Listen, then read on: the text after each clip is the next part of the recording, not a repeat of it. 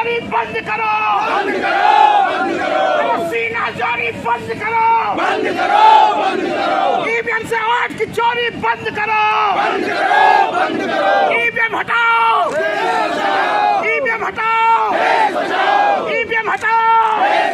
EVM के खिलाफ जो आंदोलन दिल्ली में शुरू हुआ वो लखनऊ तक पहुंच गया है।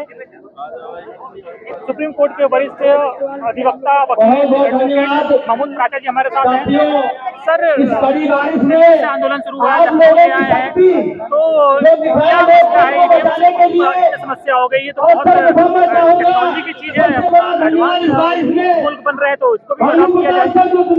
हाँ, देश एडवांस हो रहा है, लेकिन दुनिया का कोई भी एडवांस कंट्री इसको नहीं अपना रहा है, क्योंकि जिन्होंने अपनाया उसने भी रिजेक्ट किया और रिजेक्ट करके वापस पेपर बैलेट लाया। तो ये क्यों लाया? क्योंकि एडवांस देशों ने ये माना, सारे जो कंप्यूटर एक्सपर्ट्स हैं उन्होंने माना, सारे देशों के सुप्रीम कोर्ट ने ये माना कि ईवीएम से धोखा ही धोखा है, ईवीएम से चुनाव कराने का मतलब धोखा, इसलिए पेपर बैलेट से ही चुनाव सुरक्षित है और किसी प्रकार से चुनाव सुरक्षित नहीं। सरकार कह रही है चुनाव आयोग कह रहा है सुरक्षित है, चुनाव आयोग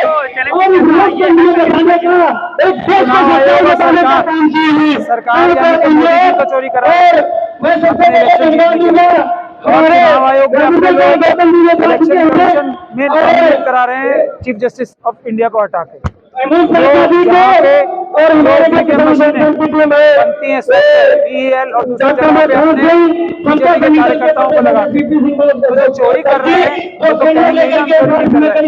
और इसके अलावा बात है कि अगर वो चोरी नहीं कर रहे पेपर बैलेट से चुनाव अगर लोग उन्हें वोट देना चाहते हैं तो पेपर बैलेट से भी वोट दे लें।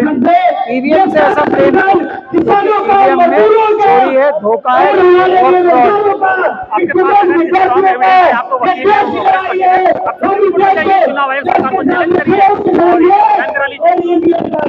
और सुप्रीम कोर्ट में जाना जो है, सुप्रीम कोर्ट दुनिया की देश की सबसे बड़ी अदालत नहीं है, देश की सबसे बड़ी अदालत जनता की अदालत है। सुप्रीम कोर्ट के 4 जजेस ये कह चुके हैं प्रेस कॉन्फ्रेंस करके कि हमारे ऊपर दबाव है। तो अगर वो ऐसा कह रहे हैं तो ऐसी जगह पे क्या जाने से क्या फायदा होगा, और अगर होगा भी फायदा तो उसमें देर लगती है। और वो लोग अगर दबाव में खुद मान रहे हैं तो जनता तो दबाव में नहीं है ना। जनता अगर सुप्रीम कोर्ट के साथ और दूसरे अदालतों के साथ खड़ी रहेगी तो उनके ऊपर से भी दबाव कम होगा और वो निष्पक्ष रूप से करेंगे। और देखिए, दुनिया के सभी संवैधानिक कोर्टों ने ईवीएम को धोखा बताया, तो भारत का कोर्ट भी जब भी फैसला करेगा तो यही करेगा ना, कोई अलग थोड़ी करेगा, क्योंकि टेक्नोलॉजी तो एक ही है।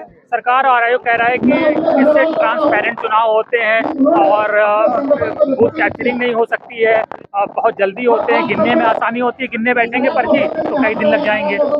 अभी कितने दिन में चुनाव का रिजल्ट आता है? महीने 2 महीने लग जाते हैं ना, और पेपर बैलेट से कम टाइम लगता था। तो ये झूठी सरकार है, झूठे इलेक्शन आयोग को बनाया है इन्होंने, इसीलिए बनाया है कि वो झूठ बोल सके। अपनी जेब के आदमी इसलिए बना रहे हैं कि वो झूठ बोल सके, और इस तरीके से आंखों में घुस के झूठ बोलना तो इनकी कला है ना। 15 लाख देना, पेट्रोल के दाम कम कराना, बेरोजगारी खत्म करना और पक्के घर देना, पता नहीं क्या क्या, चाइना ने एक इंच जगह नहीं ली। ये सब झूठी सरकार है, झूठे लोग हैं। तो झूठ बोलने के लिए तो झूठे लोग ही चाहिए होते हैं ना। हर बात इनकी झूठी है, किसी भी बात को झूठ ही मानना चाहिए, सच कभी बोल ही नहीं सकते। फिर वही सवाल उठता है कि अगर ये हैकेबल है या इसको टेम्पर किया जा सकता है तो फिर अपोजिशन तेलंगाना, कर्नाटक, हिमाचल, पंजाब, बंगाल कैसे जीत जाता है?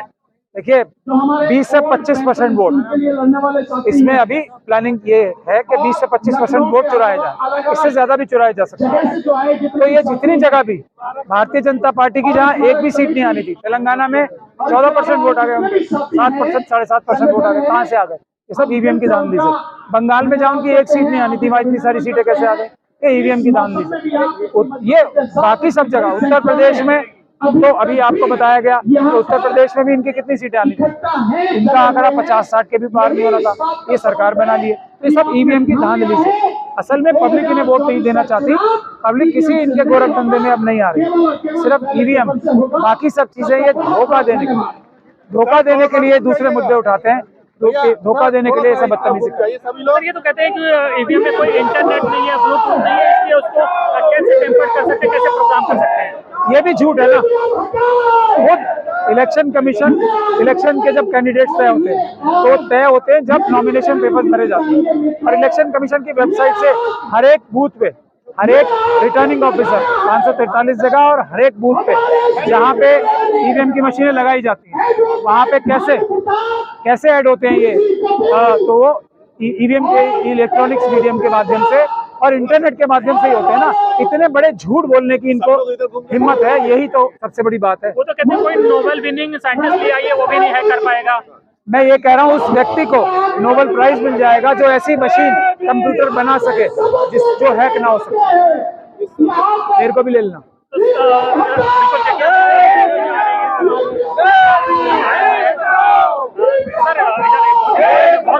सर अजीत अंजुम जी का ये है, सवाल यही है कि बड़ी बड़ी डेमोक्रेसी है,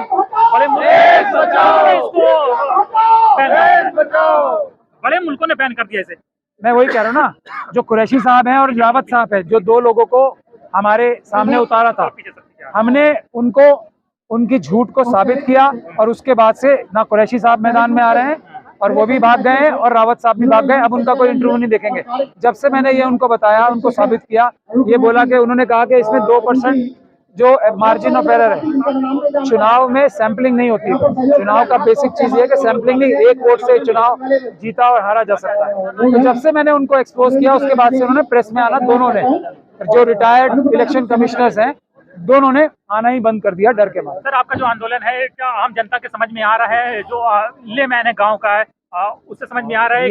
ये हमारा आंदोलन ही नहीं है, जनता का आंदोलन है। हम सिर्फ जनता की आवाज सामने ला रहे हैं। जनता ने हमारी जिम्मेदारी लगाई है कि ईवीएम से चुनाव नहीं करने देने, सिर्फ और सिर्फ पेपर बैलेट से चुनाव। मैं गांव की जनता की जो बहुत मासूम है सर, उसी मासूम जनता ने हमारी जिम्मेदारी लगाई है। हम आपको यही तो बता रहे हैं कि आप लोग वकील हो, आप ये लड़ाई लड़ो। हम आपको ये रिक्वेस्ट भी कर रहे हैं और आपको डायरेक्शन दे रहे हैं और हम उनके सच्चे नौकर हैं, इसलिए हम उनकी सच्ची लड़ाई लड़ रहे हैं। सर शहर का आदमी तो समझ लेता है कि टेक्नोलॉजी, ईवीएम, हैकिंग, टेम्पर, गांव का जो है ना हरखू और झगड़ा और दूसरे जो है महतो है, वो कैसे समझेंगे कि आपकी बात ये टेक्नोलॉजी, हैकिंग, टेम्पर, वो कैसा, उनको कैसा समझाएंगे? ये समझाना नहीं है ना, वो तो खुद ही समझ चुके हैं। वो ये कहते हैं हमें सिर्फ पेपर बैलेट समझ में आता है, पेपर बैलेट के अलावा हमें कुछ समझ में नहीं आता। यही इलेक्शन का कानून है, यही इलेक्शन का सारा प्रोग्राम है। जो आम व्यक्ति को, जो पढ़ा लिखा नहीं है, उसको अपना वोट नजर आना चाहिए, अपना वोट जाते हुए नजर आना चाहिए, अपना वोट काउंट होते हुए नजर आना चाहिए। यही तो बात है, इसीलिए ईवीएम में नजर नहीं आता, इसीलिए ईवीएम बेईमानी है, चोरी। जेल चले जाएंगे सब लोग, तो ये भी तो पॉसिबल है सर। अरे आंदोलन करेंगे तो मतलब आप खुद ही कह रहे हैं ना बेईमान है, आपके लॉजिक्स को नहीं हरा सकते तो आपको डंडे से मारेंगे, यही तो हम कह रहे हैं। लेकिन हम इनके डंडे और गोली से और जेल से डरने वाले नहीं। अभी दिल्ली, लखनऊ, उसके बाद क्या प्लान है, क्या योजना है आंदोलन की? दिल्ली, लखनऊ के बाद आंदोलन की क्या योजना, कहाँ तक ले जाएंगे? ये देश के गांव-गांव जाएगा, देश के मोहल्ले जाएगा, जहाँ ईवीएम मशीन है वहाँ ये एकदम जाएगा। ठीक है सर, थैंक यू बात करने के लिए हमसे। और जैसे देखिए महमूद प्राचा साहब है, आंदोलन की बड़ी आवाज है, वो कह रहे हैं कि गांव-गांव, गली-गली तक पहुंचाएंगे और ईवीएम को बंद करा के मानेंगे। बंद करा के ही मानेंगे। चुनाव पेपर बैलेट से होगा, वही कानून है। ये झूठ बोला जाता है कि कानून में पेपर बैलेट का प्रावधान नहीं है। पेपर बैलेट का ही प्रावधान है, ईवीएम का प्रावधान पेपर बैलेट से चुनाव ना हो पाए तब प्रावधान। चलिए सर, बहुत बहुत शुक्रिया हमसे बात करने के लिए सर, थैंक यू सर।